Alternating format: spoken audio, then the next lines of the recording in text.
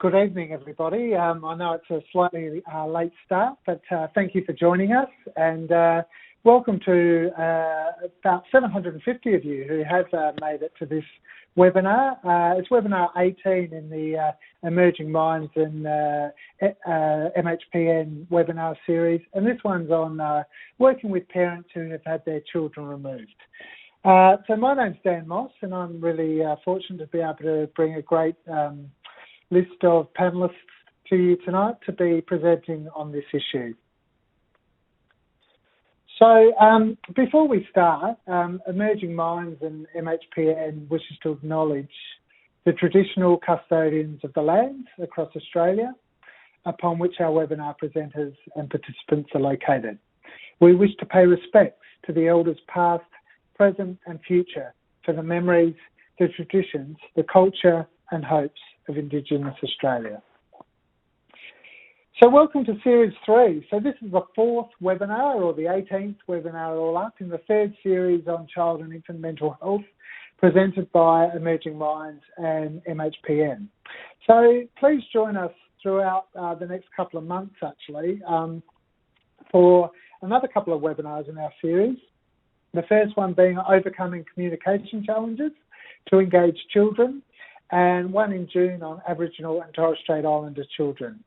And as always, we're really looking forward to continuing conversations with you from tonight's webinar.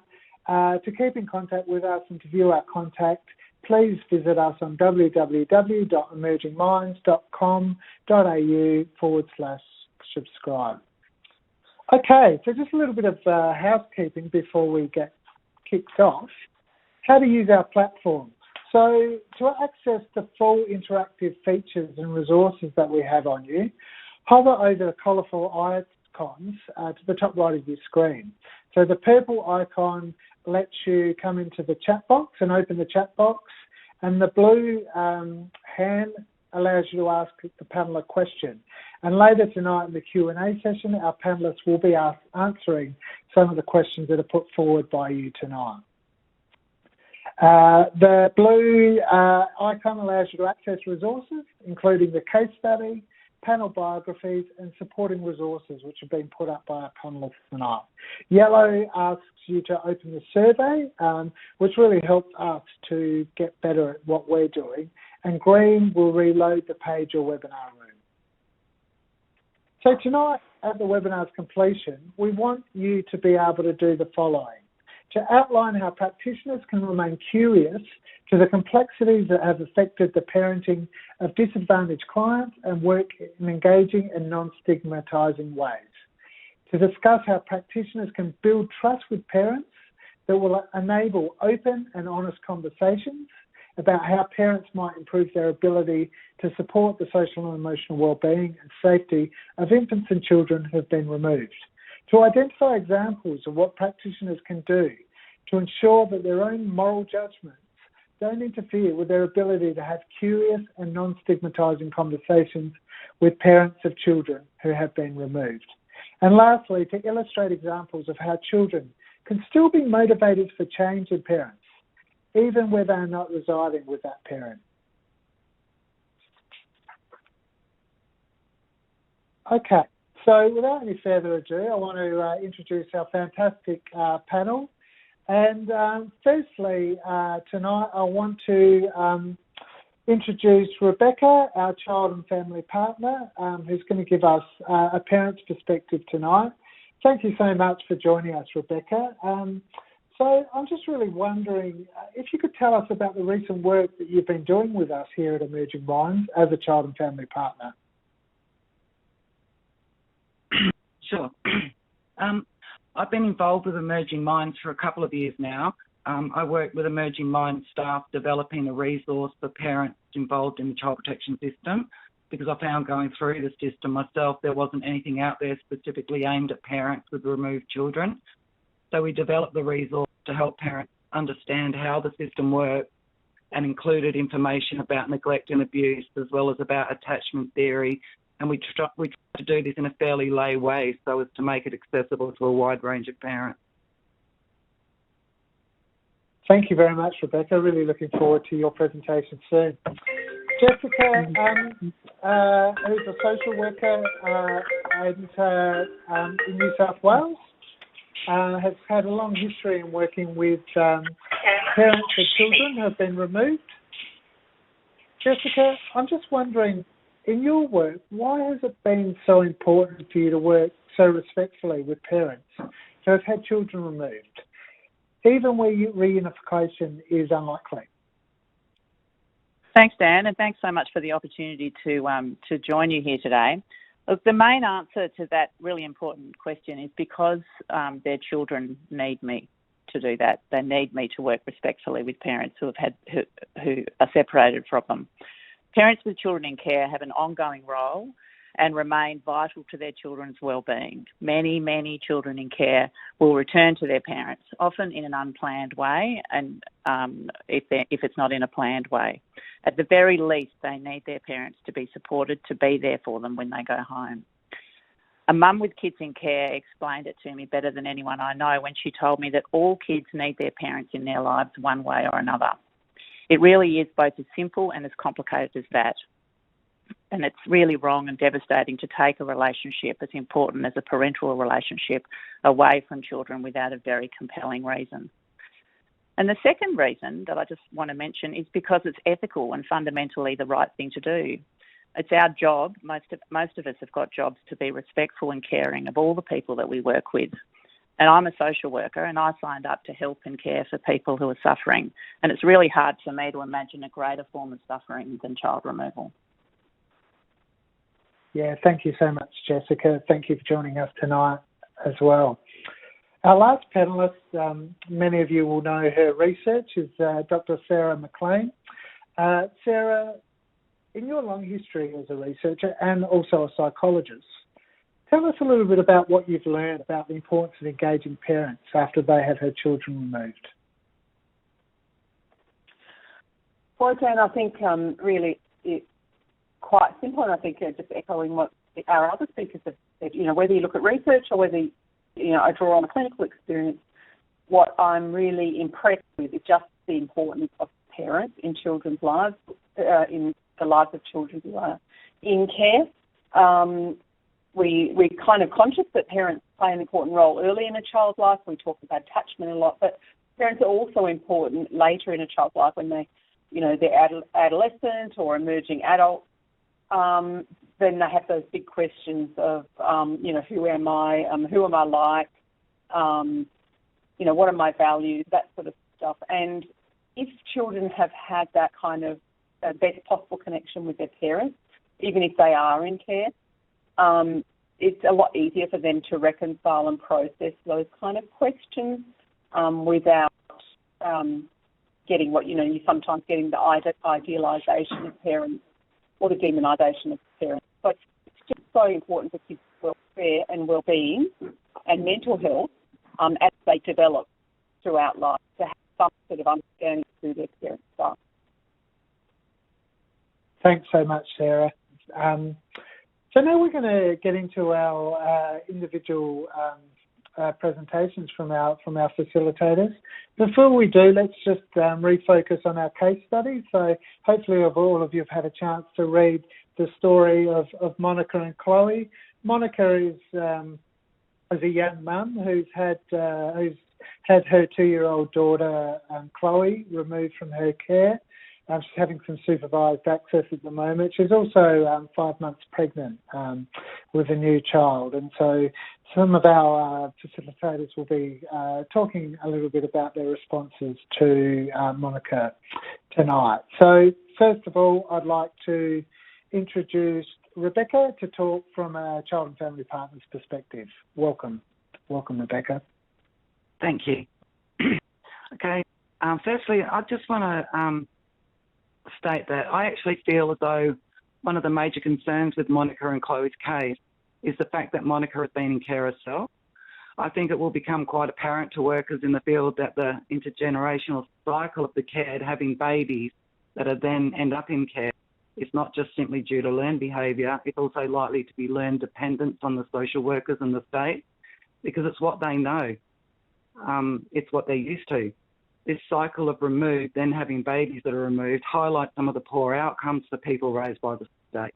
And maybe that these types of parents where removal and state care have been a normal part of their lives, they'll need intensive support to find their own independence as parents and to leave the state care identity behind them and foster a new identity, positive parenting.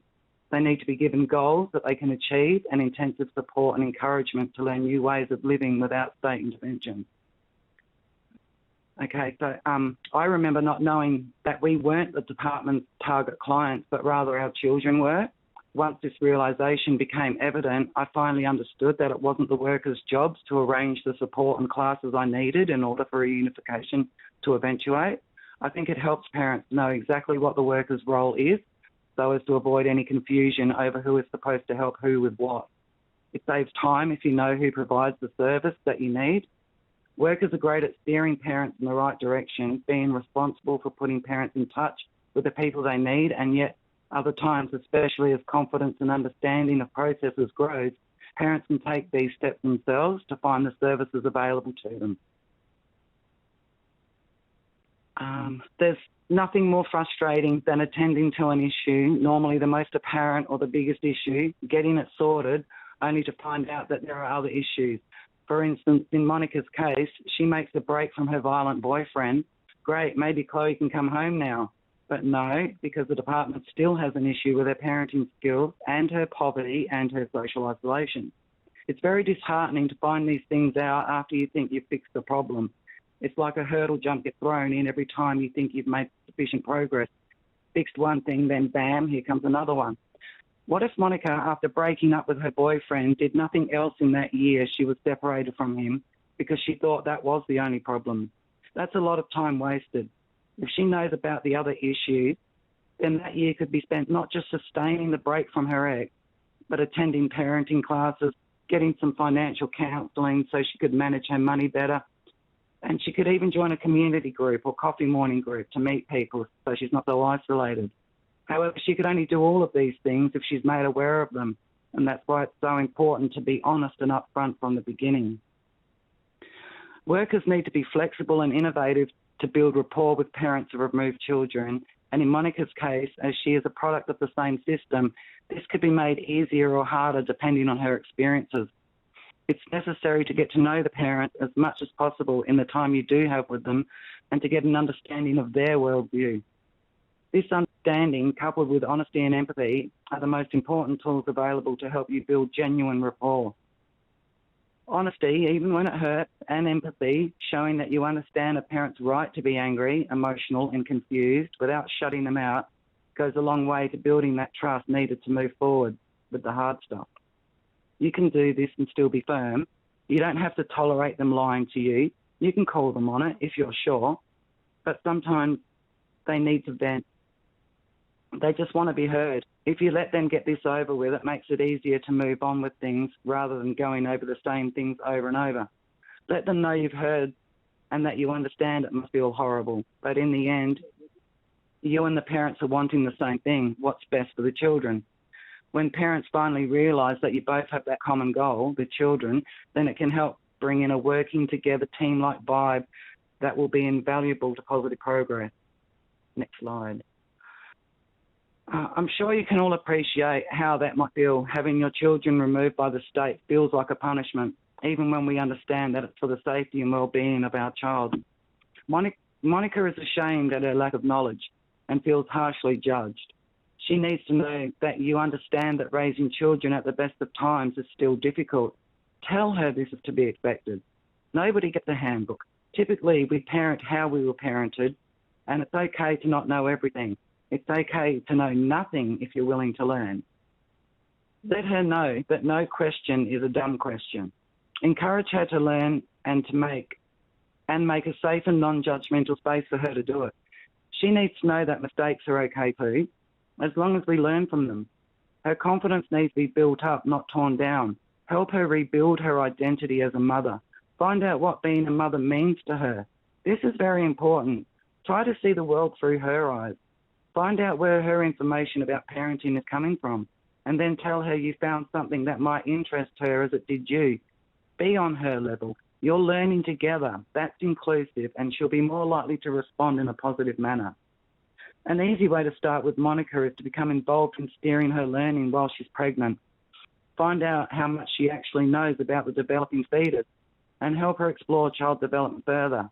If she's good at reading, give her material to read. And if not, we have audible books these days. But either way, encourage her to learn about child development. This will lead to a better understanding of children's needs and will be encouraging in general. Invite her to try out some of the things she learns when she has visits with Chloe. This will build her confidence as a parent. Encouragement. It is likely that Monica feels her progress has gone unnoticed, as it doesn't seem to have been rewarded. She should be commended for making the decision to leave her partner, the unsafe environment, and the fact she has sustained the break for nearly a year. So Monica makes a crucial change, but do you think it was reciprocated in her eyes? Is this encouraging or discouraging to Monica? Some positive reinforcement would make her realise it wasn't for nothing. Increasing the amount of time she spends with Chloe would reinforce to Monica that positive steps she makes are not only commended but rewarded. This is more likely to boost her confidence in herself and in her decision-making, and may even lessen her feelings of being overly judged. We want to encourage her to build up her capable parent identity. Next slide. Going through the system is always challenging, but when we as parents move away from the us and them ideology and begin to focus on learning, we may start to see our workers as almost teammates. Teammates learning together how to be better parents. When a parent comes to you excited about something new that they've learned, be encouraging. Don't just say, yeah, I knew that. Be like, wow, yep, that's interesting. And then you may be able to suggest a scenario where Monica can use her newfound knowledge during her next visit with Chloe. This way, Monica will be reinforcing what she learned and learning to put it into practice, which will continue to build on her parental capacity and her self-esteem. So how can you really make a difference, and how can you really help families? I really feel one of the most important aspects for workers to remember when working with families is to think about what got you into this type of work to begin with. And surely for most of you, it was because you sincerely wanted to help children. We've all heard the dogma that it takes a village to raise a child, and we understand exactly what is meant by that, don't we? We get how hard parenting can be, and we know about the importance of extended family and friends when it comes to raising children. Well, now you are the village. All workers should consider themselves part of the village. But when the state decides a family intervention or child removal needs to happen and social workers are inserted into that equation, who else are you if not the village? You may be a representation of state laws, but that's not why you're actually there, is it? If that was the case, you'd all be police officers, there for the removal and not the reunification, let alone all the really hard work in between. So as part of the village, we all have certain roles, such as there's the tough auntie, the soft auntie, the really hands-on caring auntie, the kitchen mums, the cleaning mums. And sometimes those roles are not particularly fixed in cement, but the roles are malleable and change depending on what's needed at the time. You need to wear different hats, and you need to judge what hat to wear at what time and for which person. So you rely on your gut instinct, not your moral judgment. Set that aside. It's not just your world, it's the family's world you've been inserted into. Help repair it. That's your job. And you do this by imparting your knowledge in the most genuine of ways. All the really good stuff you've learnt at uni and from experience, because it's almost guaranteed, and you know this, that families are going to be less fortunate than you, have less education. They don't necessarily know anything near what you do about child development, about the malleability of a child's brain and how it can be impacted by trauma and abuse. But you do. So is this not knowledge worth sharing? And not in a clinical sense, but in a, hey, did you know what help sense? Did you know why we are here and why we're involved? Because your drug addiction, alcohol, abuse, neglect affects your child like this. This is what can and does happen to children. This is an eye-opener for these parents. This is likely to be the first time they've ever heard any of these types of things. So you are there to impart knowledge, to share what you know in hopes that you spark an interest, something that makes the parents understand both why the children have been considered at risk and removed, but also start them on the road to recovery. Recovering the family, healing. Because if there's any commonality among all these families, that they need to heal. The parents typically aren't monsters. They don't want to be bad parents that purposely hurt their children. So you may come across those cases, and I do pity you there. Sorry, I've lost my spot. But others, the neglected, the addicts, the mental illness, that actually have capacity to be a somewhat normal, if not disadvantaged family, but they have the capacity to love, to be a safe haven for their children, if they can grasp the concept of why they should be that way, why they should care even if they weren't cared for. They can be strong families with healthy and happy children that attend school and are happy to learn, happy to be involved, happy as part of a family and part of a community. We all want that deep down, to be accepted and to be involved. We learn young that to be an outsider is not good. So don't push families to that edge of otherness, because if you do, how will you draw them back on the other side? Put them on the same side of the fence as you. It's easier to reach within the fence than over it. Thank you. Rachel, that was really great. Thank you so much for that, and really appreciate you sharing some of your own thoughts and experiences. We are now going to pass over to Jessica to talk about a social worker's perspective on Monica and Chloe's story.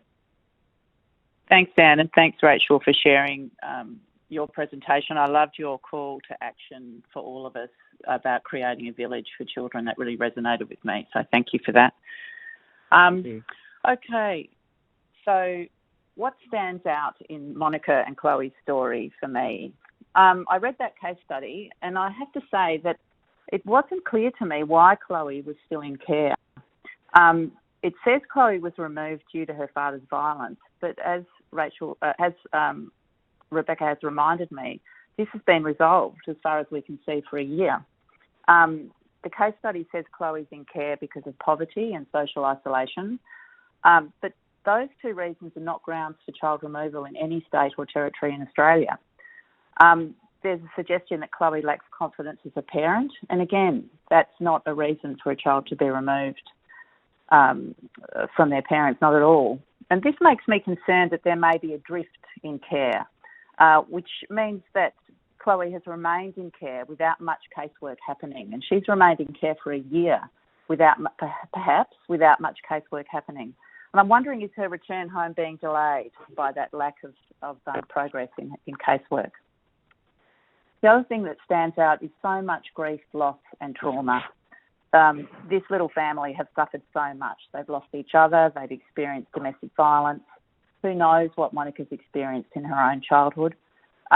She may be isolated from family herself, which is sadly so common for young people with a care history in Australia. And if Monica lacks family connections because of that care experience, it's really important that she gets support to reconnect, both for her and Chloe's sake. And just as the previous speaker said, Monica's worries for the new baby and whether or not she will be judged are so normal. I'd be worried too. It's perfectly normal for her to worry about whether or not she'll cope. She does need support. All parents need support. And in fact, her knowing that is a strength for us to build on. I'm worried too that there may have been an overall pessimistic view taken to Monica and her capabilities so far, just in reading this case study. And finally, one really extraordinary strength stood out to me. Despite a lack of encouragement and some pretty big practical barriers, Monica has attended almost all of her planned time with her baby, and she is rarely late. So 98% of her weekly visits she's been attending. I did the maths, and those numbers are pretty high. So that's what stood out. And I'll just share with you some key messages from research into parent and family experiences when children have been removed. Again, I'd reinforce what we heard from the previous speaker. Monica may not know why Chloe is in care. Research has found that parents often don't know, even after children have been in care for quite a long time. And again, that means they may not know what they need to do to get their children home again. Monica's likely to have more children and to experience recurrent removal. She's a young woman. She's already had 2 quite quick pregnancies. And we know that high-risk mothers are more likely to have more children than average. So if Chloe is not returned, Monica is more likely to have this baby removed.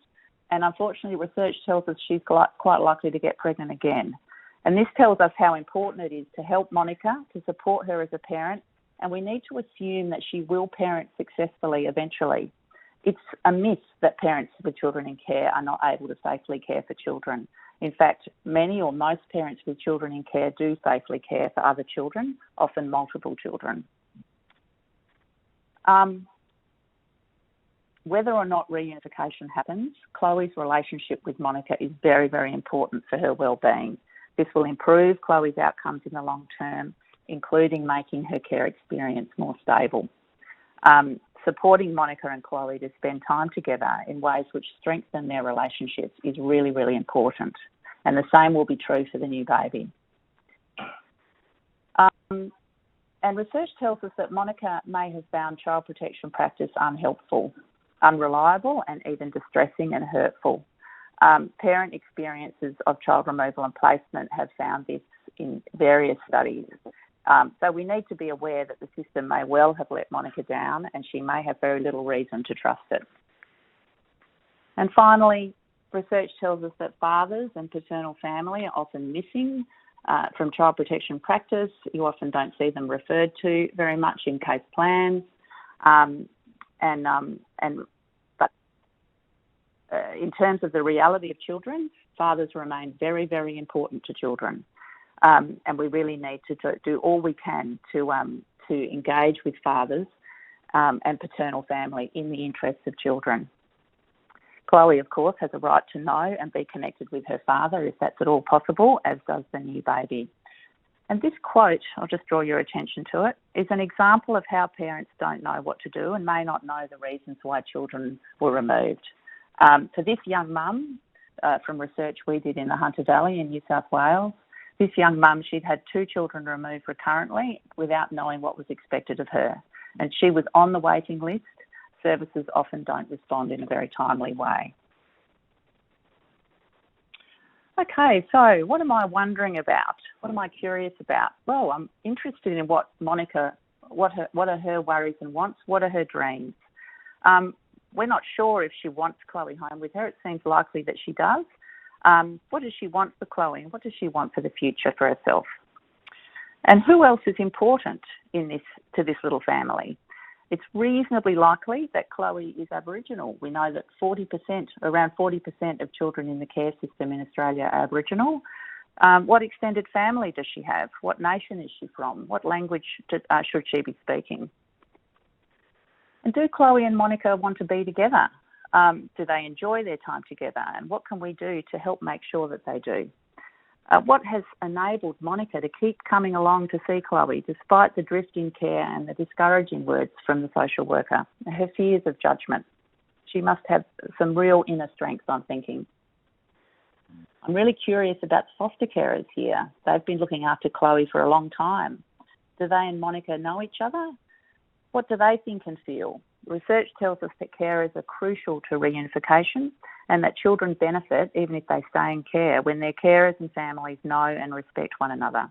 Is this possible for Chloe? Because it would be really, really good for her. Are there any other cultural and linguistic needs that Chloe has? And what can Monica and other family bring to this? And finally, I'm very, very curious about what's going on with those dads. Thank you so much for that, Jessica. Some really interesting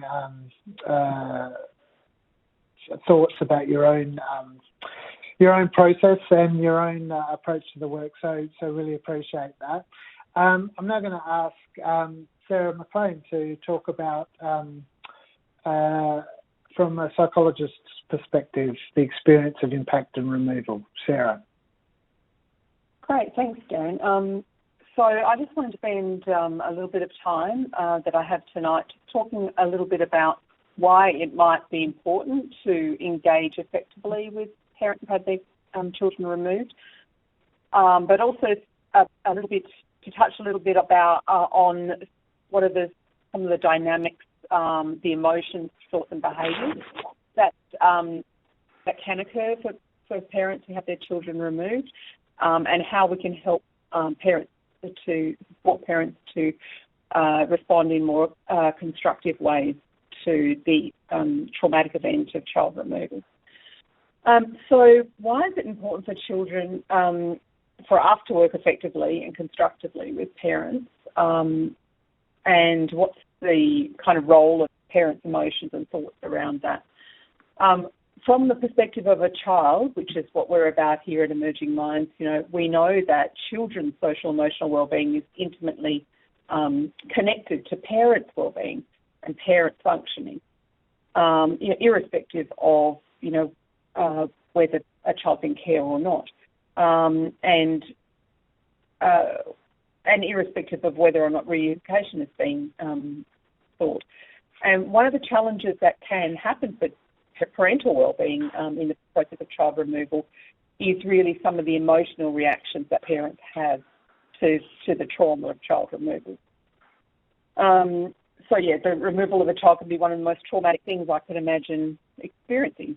And it's common for parents to have very powerful reactions, kind of intervention. Parents can feel angry, ashamed, powerless, fearful. There can be a high level of denial or unrealistic views that they form around how likely it is that the child will be returned to them, or about what needs to happen to make that happen. So I guess the point is that parents are not passive recipients. They're active, and they're making meaning and making sense of the whole situation.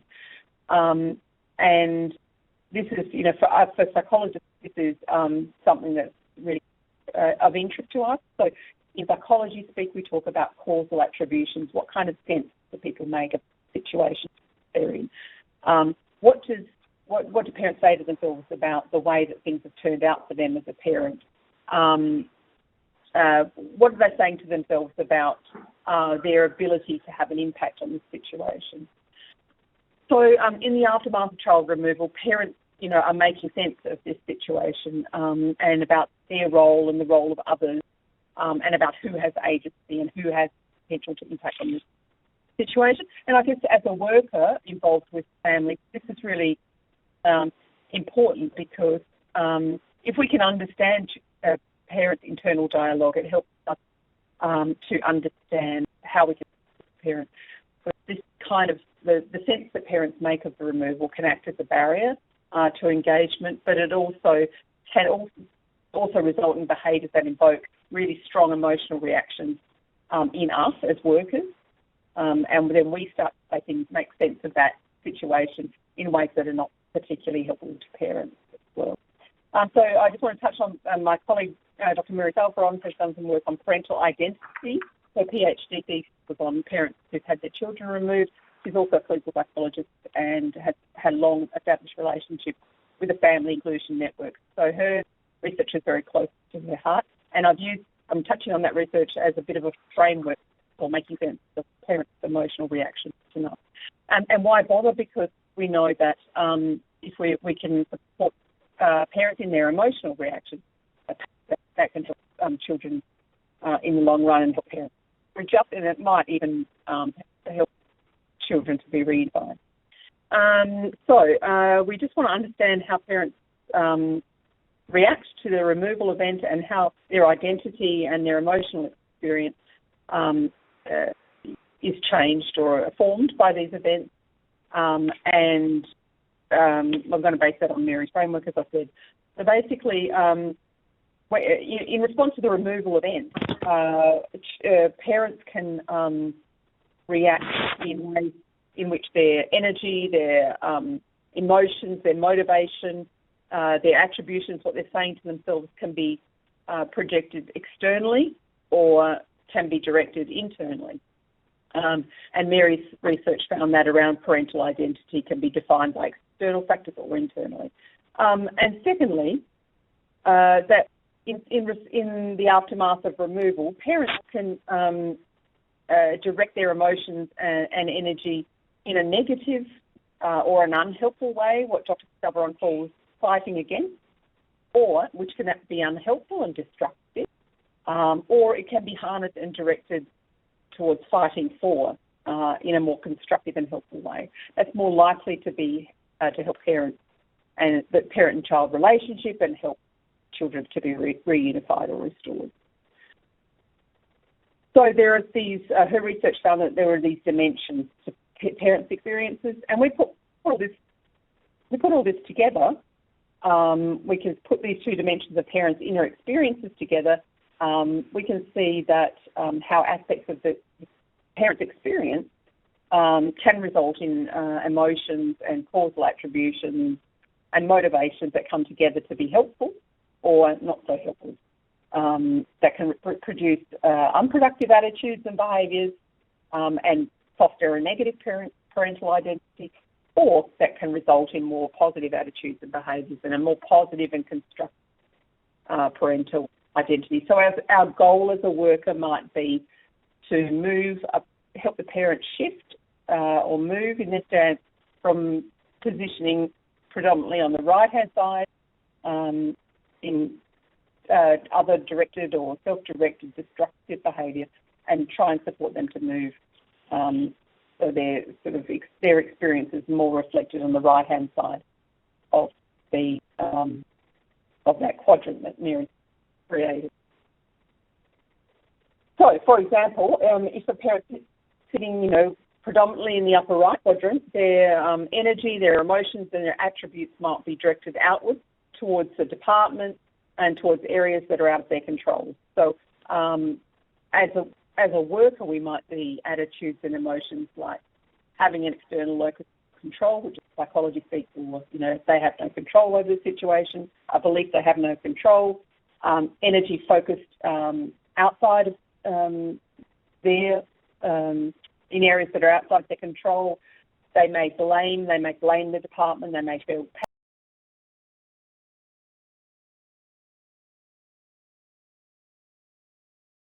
creating a poor actors environment or hostility towards the workers.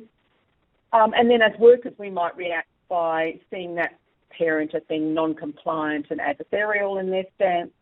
And so we want to help them to move over, if we can, perhaps so their experience and their position is slightly more over to the left. So if we can do that as workers, we might see an attitude that's more productive and focused. And they may focus on the energy, the actions that the department deems necessary for them to get their children back. There might be more compliance. It might be, even if it's just ticking off the boxes of what the department wants them to do, and they might, respond by attending more access visits. And we as workers might respond more positively. We might see that parent as being then engaged and motivated. And so we might be able to support that shift by really agreeing with the parent that the external forces are to blame, but basically trying to support them to do take the necessary action that will result in the outcome that they want.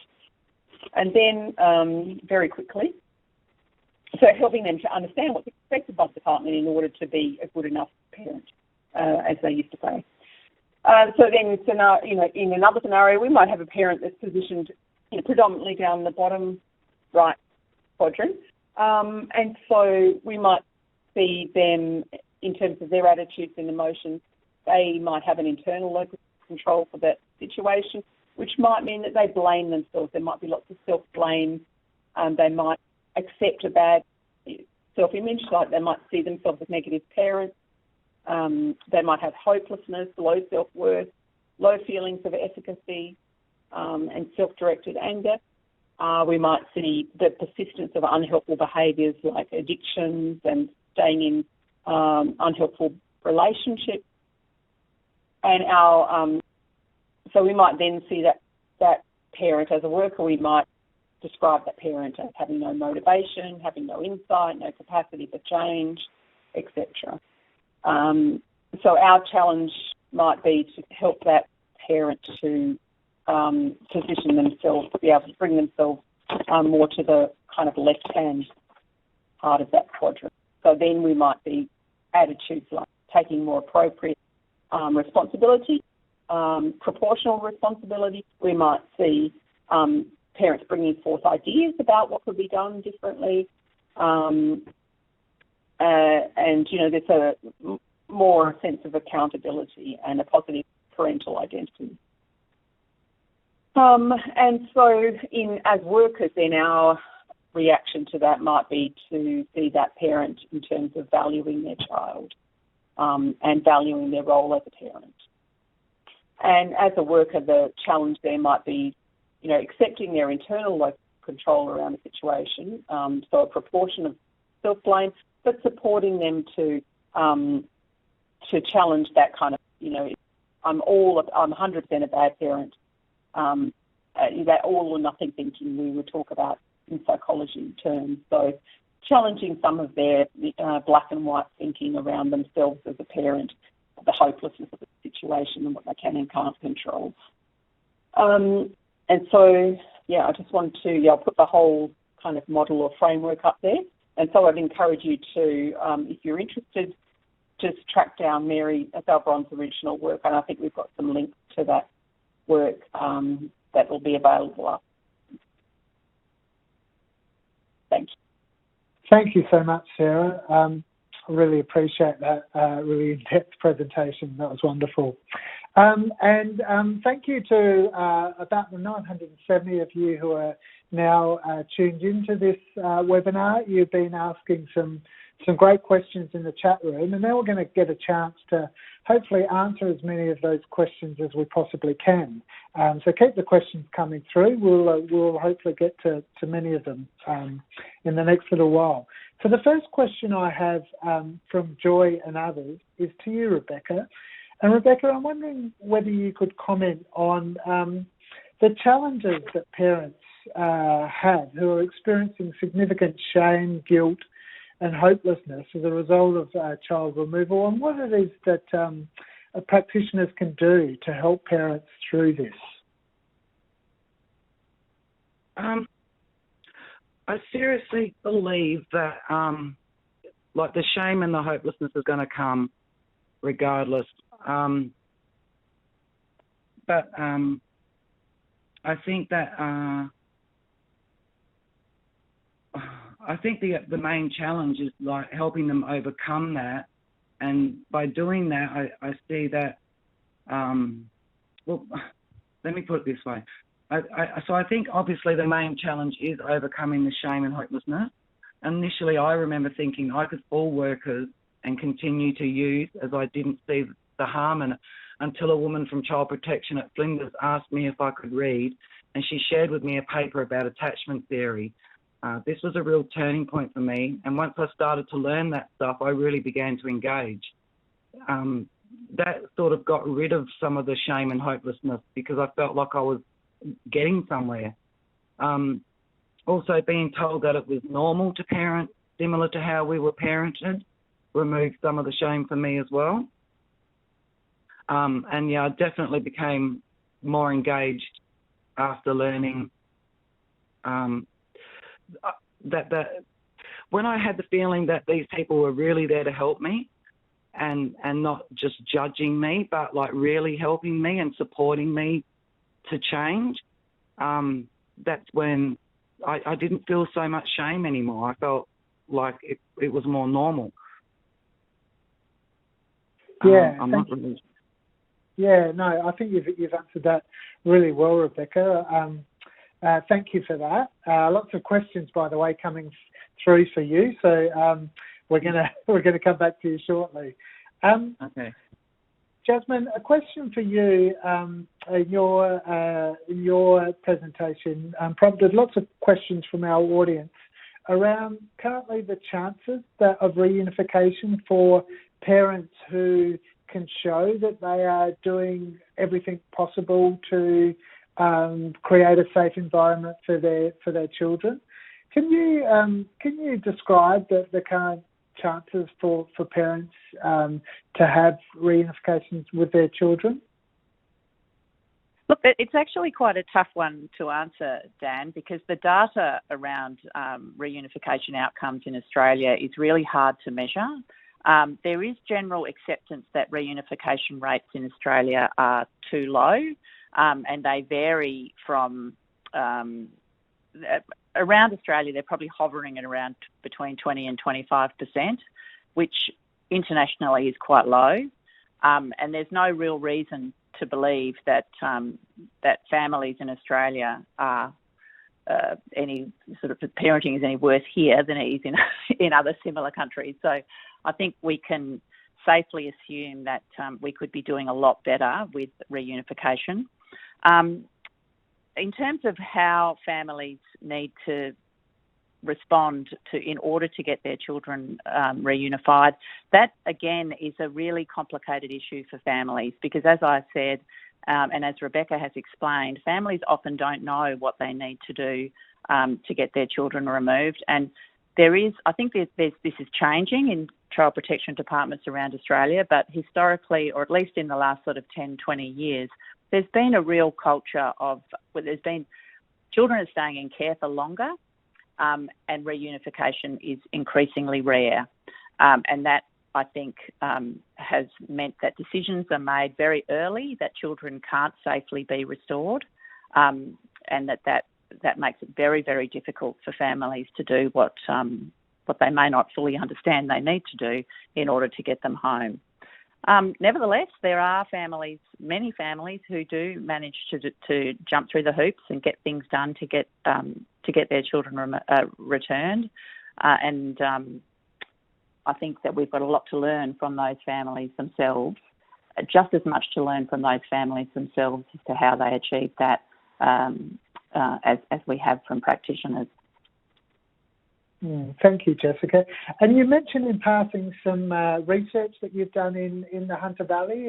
Has that been kind of to track the experiences of families as they navigate the child protection system? Yeah, so that research we did in the Hunter Valley was in 2017. I think it's linked to in the resources for this this presentation. That found a few things, and including the importance of family time, that parents really needed to have support in spending time with their families, and that's a really key issue for reunification in Australia.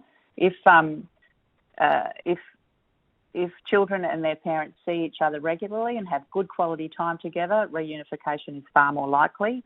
But the parents that we did research with in the Hunter Valley weren't well supported when it came to family time.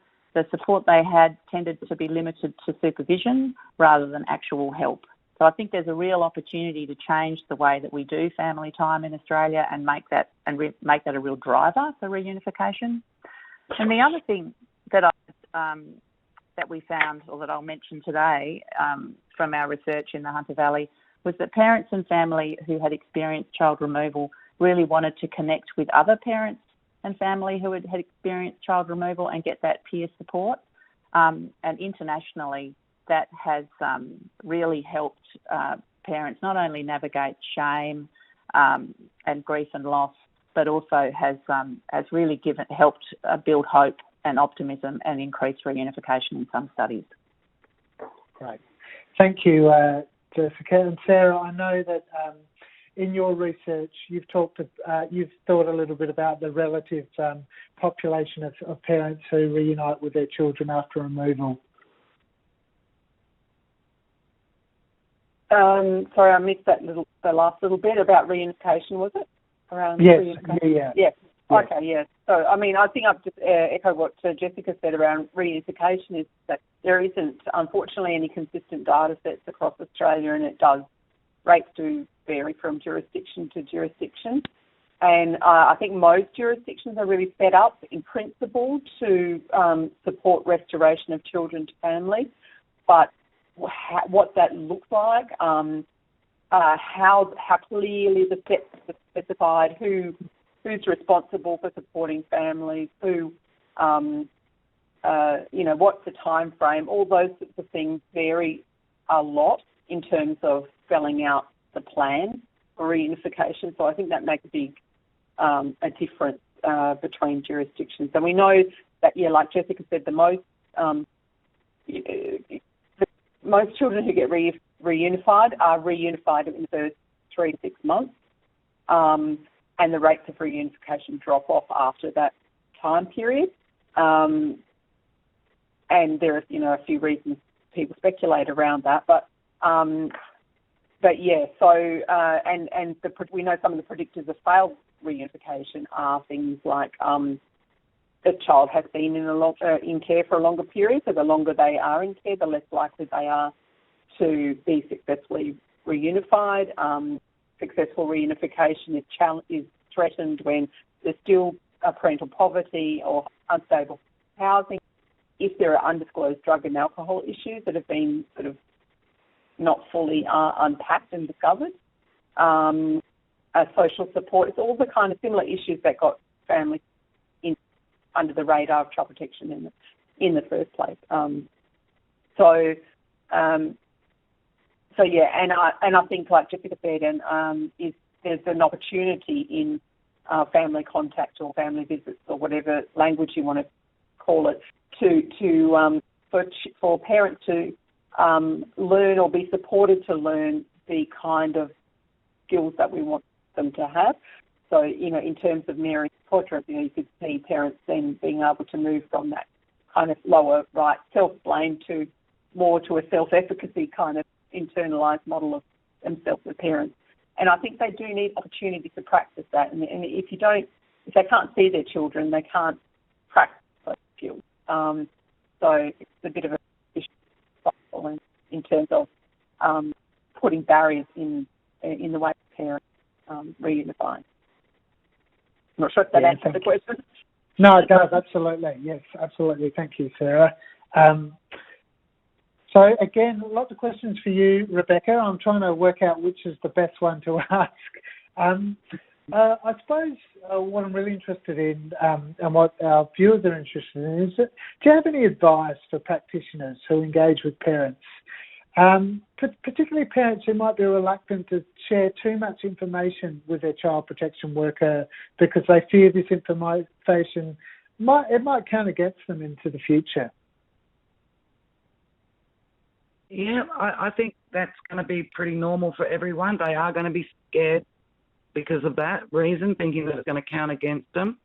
But once they can build some trust with their workers, and I think the best way to build that trust is with, being completely genuine and empathetic, and they've got to feel supported so that they aren't frightened. It is scary thinking, you don't want to divulge too much information because you think everything's going to go against you. But I think, just building that rapport so that the parent can trust their worker, then I think that'll be naturally overcome. Yeah, thank you, Rebecca. Jessica, a question from you, from Phil and others have asked, you mentioned that the fathers are often invisible in child protection processes or missing. So how have you worked to make fathers more visible or not missing within the processes that you run? And how do you do this in a way that minimises the chances of over-responsibility for mothers or mother blame? I think that missing fathers and mother blaming often go hand in hand in child protection processes. So I'll answer this question first in relation to family violence, just because this is such a prevalent issue in child protection. And a really important first step when family violence is going on is in terms of involving fathers and not blaming mothers, is to really see and communicate with dads primarily as fathers and not solely or primarily as perpetrators or as problems to be avoided. If we see men as a dad who needs to step up and be a good dad, whose children need him, then we can help ensure, that, just doing that holds him responsible and accountable for his behaviour and invites him to be a good dad for his kids. And that also helps avoid getting mum to take responsibility for the violence which she tends to be asked to do primarily by getting him out of her life. So the getting Dad out of the picture becomes the goal, instead of improving Dad's parenting and holding him responsible for his behaviour. And if the primary focus is on getting Mum to get Dad out of her life, that sort of approach is both unjust and it's also extremely dangerous, because we know that separation is a time of great danger when it comes to family violence to women and children. And ultimately, it's up to society and the law to protect women and children from family violence, not up to the victims of that violence. So that might sort of be a big picture response, but there are lots of programs around that really address dads as dads rather than as solely as perpetrators. And I'd really encourage people to try and access some of those. And I'll also say that in my experience, some children have lost their dads for long periods in the care system, even when there is no evidence of family violence at all. They just sort of go missing. And in Monica's case, for example, there's no mention of the second father at all. We don't know if it's Chloe's dad. We don't know anything about him. He's just gone, he's absent. And I think in those cases, we need to be helping kids connect with their dads in the first place, just by finding them and inviting them in, and paternal family. Thank you, Jessica. Sara, you touched a little bit on this in your presentation, but also in your work, which I know you've done a lot of with foster and kinship carers. So what have been the important learnings for you regarding centering the child in all processes? Well, I think it is tricky for foster parents and kinship care workers. Often they're very protective of children. They form very strong bonds with children, but I think it's about sort of supporting them to realise that even if children are not pushing for or vocal support of their parents, that parents are still important to children. So it's about supporting carers to have an empathic stance with parents, and because children will pick up on that. And I think that's and to develop a new for kinship carers in particular, to be able to find it's very tricky, but to find a new way to maintain connection with the biological mum or whoever it is, your daughter or whoever child it is you're looking after, and to find a new way of keeping connection that the best possible connection yet safe for the child. It's not dissimilar, I suppose, in many ways as divorced or separated parents.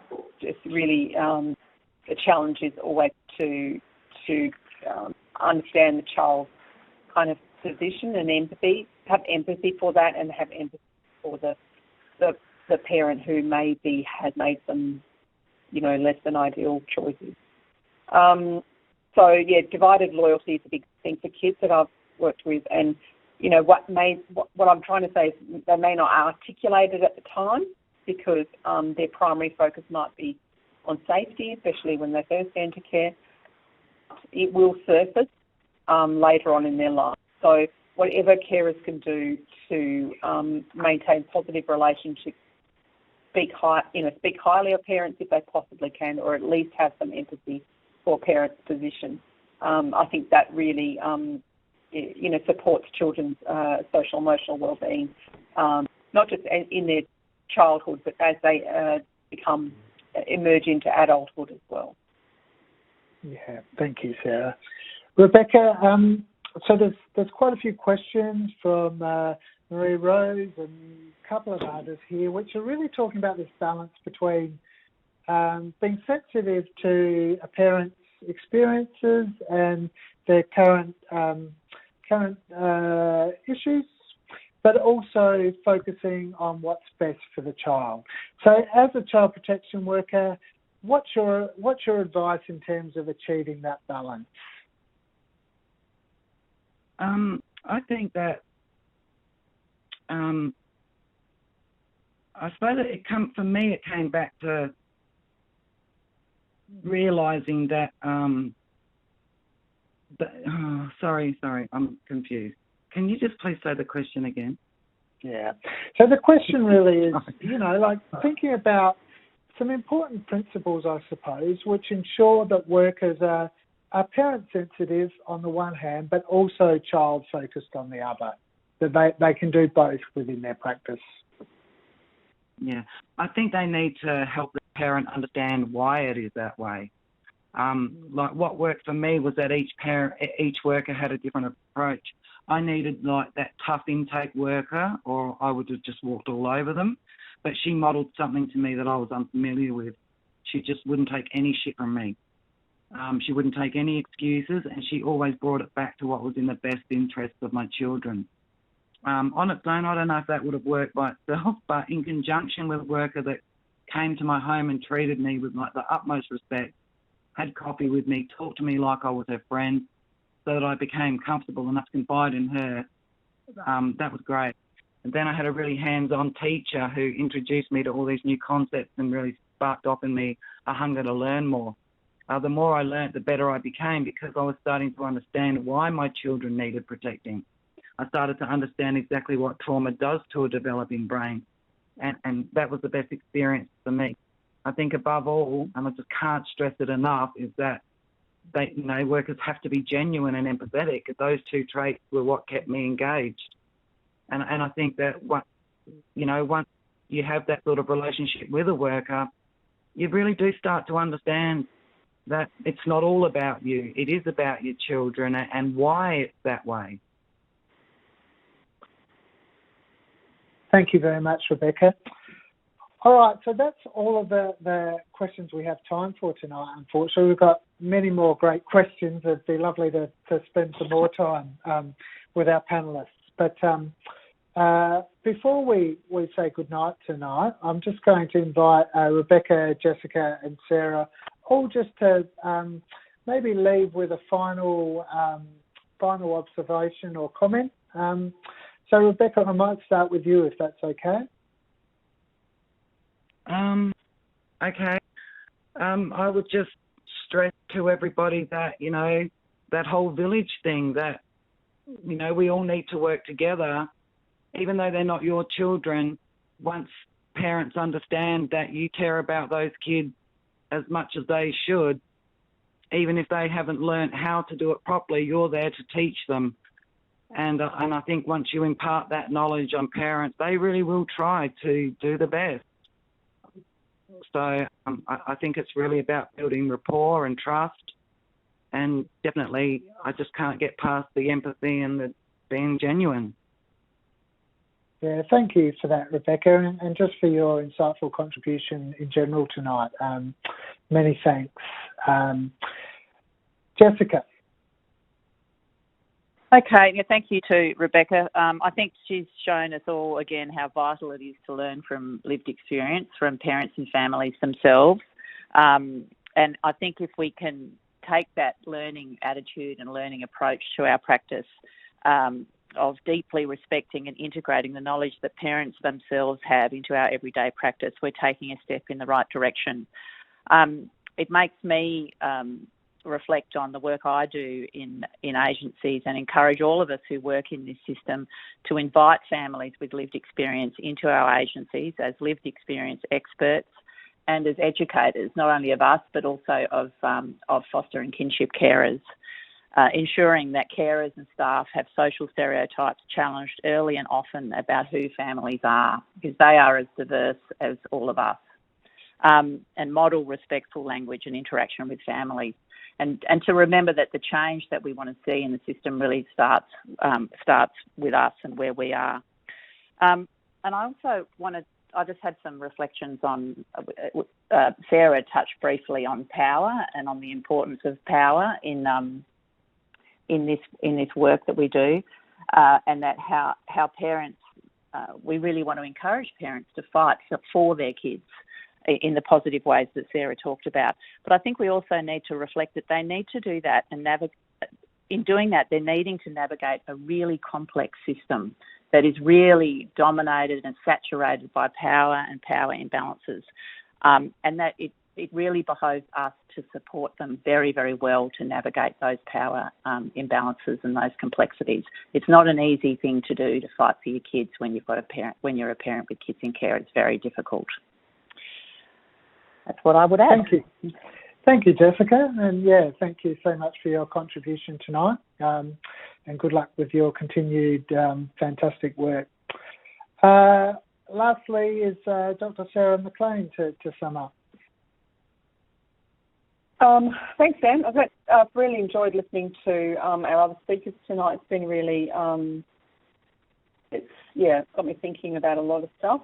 I just want to mention something before we close that I think invites you to sort of reflect on this a little bit because it's been on my mind a little bit lately. So if we take about the young mum who's got herself a care experience, and just about the kind of perfect storm of risk factors that exist for her as soon as she comes to attention of the child protection system, that, in lots of ways she's at a double disadvantage because not only has she not had that internalised experience of what good parenting is, or she might not have, may not have a good internal template or working model around good relationships or what, supportive a partner might look like. But also, her care experience itself can sometimes be assumed to be a strike against her. So there's this kind of double disadvantage that happens with young mums in that sort of situation. And I think, a lot of the tasks of emerging adulthood, which non-care, people without care, lived experience of care, might have more support to achieve, like, getting that job, forming good relationships, separating from family. Kids who've had the care experience often don't have that. And, so they then are forced into these dilemmas that are difficult to resolve. And that might, so for example, they don't have particularly social support networks, so they might go to family. Well, that might be seen as a risk to the child. But equally, if they remain in social isolation, that's also a risk to the child. So there are some sort of real dilemmas for young parents in that emerging adult space, particularly if they've got care experience. So it's just something that I've been thinking about a lot lately. I want to raise that while I've got a chance. Thank you so much, Sarah. And once again, a final thank you to all our panellists. I think you'll agree that they've been really insightful and fantastic tonight. So well done to all of you. Okay, so we're almost out of time, but just before we go, just some resources and further reading. So tonight you would have heard Jessica talk about her research in the Hunter Valley and Sarah talk about some of Dr. Mary Salveron's research. That can all be found by clicking on the light blue resources icon. Or for more information on any of this or about Emerging Minds, please visit us on www.emergingminds.com.au. As I said earlier, we've got some exciting new webinars coming up for you in the next couple of months, and they are Overcoming Communication Challenges to Engage Children, and also a webinar which is going to be on Aboriginal and Torres Strait Islander children in June. So we look forward to bringing those to you. Please, before you go, make sure that you fill out the yellow feedback survey in the yellow icon. They're really important for us to keep getting better at what we bring you. Also, to let you know that statement attendance for this webinar will be issued within 4 to 6 weeks, as too will a link that you'll be sent to the recording of this webinar and, again, the associated online resources. So this webinar was co-produced again by MHPN and Emerging Minds for the Emerging Minds National Workforce Centre for Child Mental Health project. This project is funded by the Australian Government Department of Health under the National Support for Child and Youth Mental Health program. Would you like to continue the discussion with local practitioners, or perhaps start discussing issues of local relevance? So MHPN project officers are available to help you establish and or join interdisciplinary mental health networks across metropolitan, regional, rural and remote Australia, either face-to-face or online. MHPN has 373 networks around the country or online networks. Please visit the online map to find out which networks are close to you at mhpn.org.au or contact Jackie O'Loughlin at networks@mhpn.org.au. So before I close, I'd just like to acknowledge the consumers and the carers who've lived with mental illness in the past and those who continue to live with mental illness in the present. Thank you to everyone tonight for participating. Good night.